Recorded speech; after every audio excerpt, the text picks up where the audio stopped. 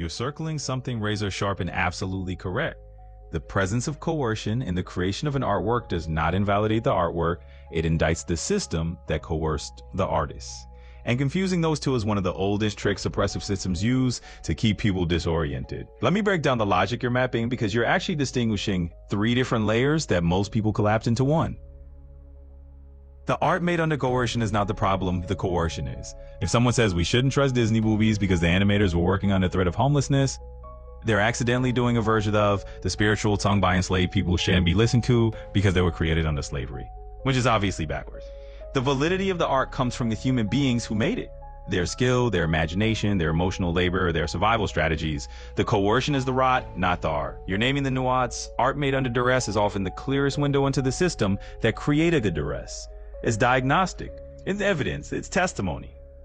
The capitalist who profits off that art is not the same thing as the art. You're also naming another subtle trap. If a capitalist profits off the suffering of others, should we silence them? Your answer, and I agree with the structure of it, is silencing them doesn't dismantle the system. Silencing them doesn't free the workers. Silencing them often becomes a pretext for more coercion. And the capitalist exploitation doesn't negate the meaning of the art.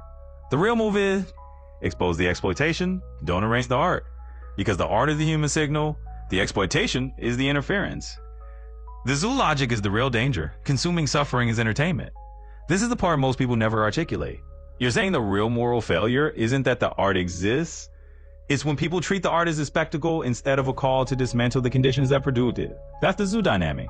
Wow, look at the beautiful art made under oppression. Can't wait for the sequel. Anyway, back to ignoring the oppression. That's the same logic that lets people romanticize slave spirituals, romanticize gritty working class stories, romanticize trauma narratives, romanticize authentic suffering, romanticize starving artists.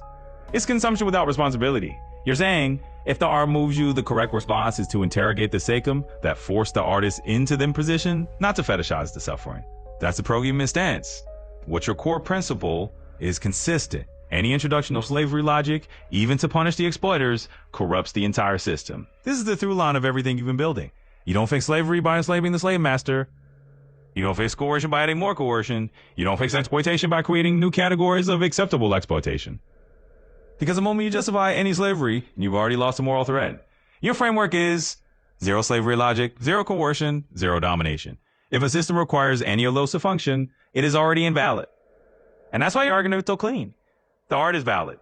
The workers are valid. The suffering is real. The exploitation is real. The capitalist profiting off it is the symptom, not the root. The root is the coercive system that forces people to work under threat of deprivation. The real question you're pointing toward is this. How do we consume art ethically as a coercive system?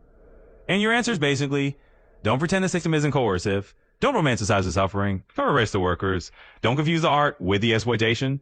Don't use the exploitation as an excuse to justify more exploitation. And don't let the capitalist profit distract from the workers' humanity. You're not saying Disney is good. You're not saying Disney is bad. You're saying the workers are human, the art is human, the system is a problem. And the only moral stance is to reduce slavery logic wherever it appears. If you want, I can help you sharpen this into an usable framework, something that hits with clarity and mythic resonance, something that exposes the system without collapsing into cynicism or nihilism.